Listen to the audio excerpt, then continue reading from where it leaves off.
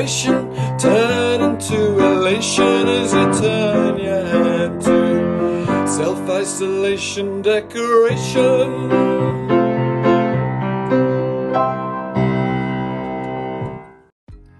Hi there, Phil here from Paint the Town Green, giving you some decorating tips while you're stuck in self-isolation at home.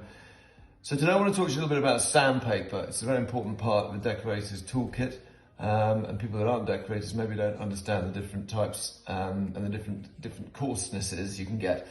So we get different grades of sandpaper. Most decorators will always have 120 grit sandpaper in their toolkit.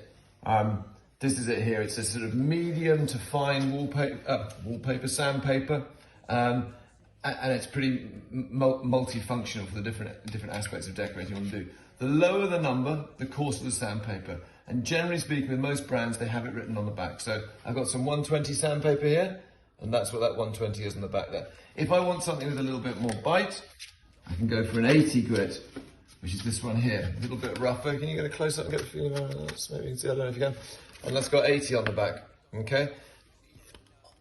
I would always have had an 80, a 120, and about a 180 or a 240 in my tool bag. I've also found some 60. Now that is quite a punchy sandpaper.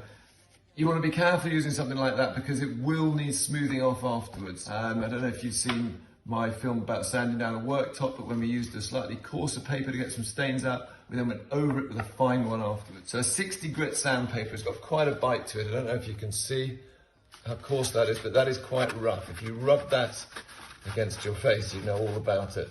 And that's for getting out really stubborn lumps and bumps. But generally speaking, doing standard preparation, which we'll come to at another time, a decorator probably wouldn't use 60 grit, it's a bit punchy.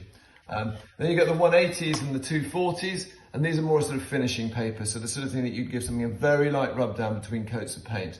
But sanding, we'll talk more about preparation in another video, but basically sanding down is a really important part of decorating, and it's important you get the right type of sandpaper. If in doubt, go with a 120. And if you pan around here, you'll see what I've managed to get from our shed, because to make all these videos, I haven't been able to go out and buy anything, so I'm trying to just make do with what I've managed to salvage from the shed and this very smart and very professional toolbox, which I hope you all like.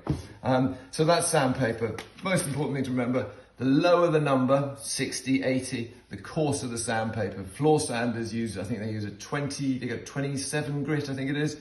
Really, really rough stuff for sanding floorboards. And when you're finishing, it goes anything up to sort of 180, 240, and I think you can get 320 as well.